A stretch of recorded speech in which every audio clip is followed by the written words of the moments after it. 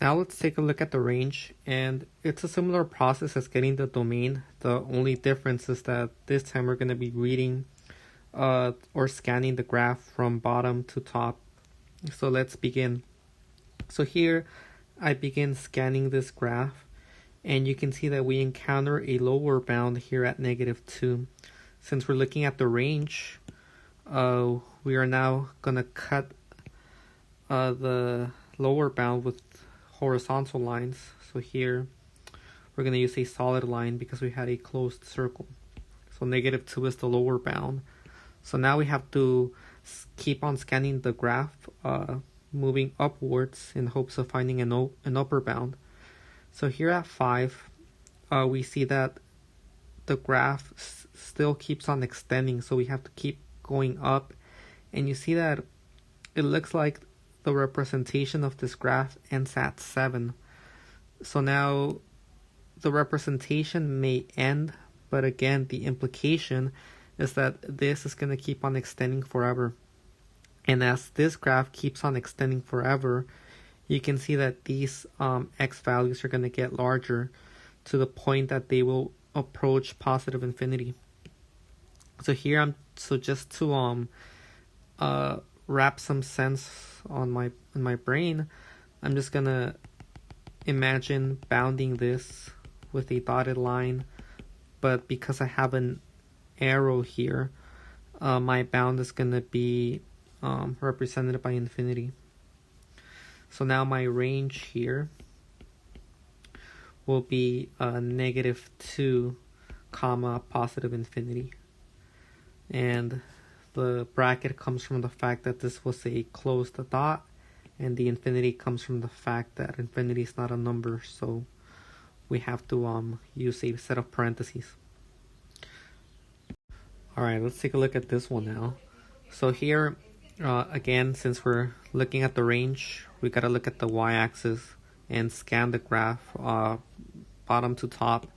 So let's begin at the bottom, and you see that here we encounter the graph at -2, but we have to notice that we encounter it at an arrow.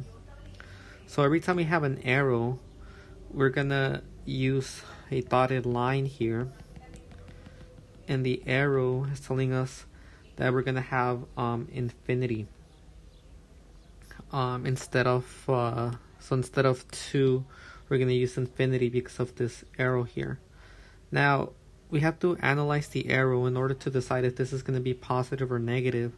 And since we're looking at the range here, we're looking at the set of all y values. You're going to see that this graph, and here let me do it in pink, as this graph keeps on extending to the right, your y values are getting smaller.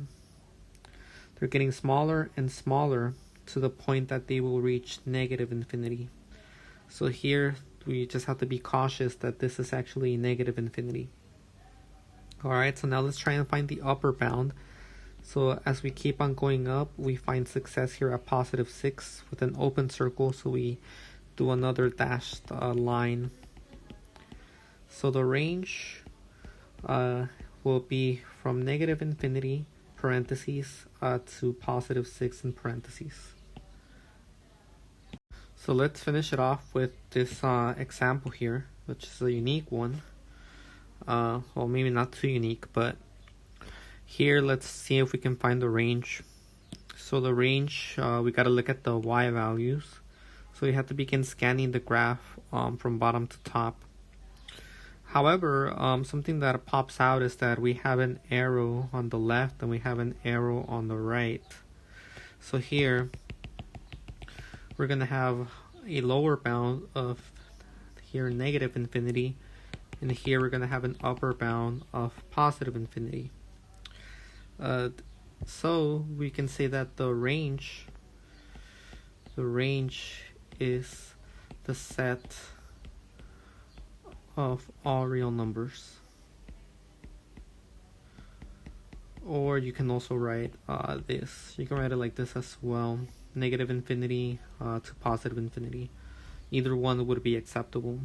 And this problem is actually pretty cool because the domain is actually the same thing, because if you try bounding this from left to right, you're going to see that here we're also going to have negative infinity to positive infinity.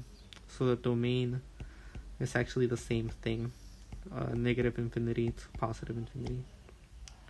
Alright, so try these problems out. I know they can be a bit confusing at the beginning, but as you practice a bit more, you'll see that you're going to start doing this as if it were second nature.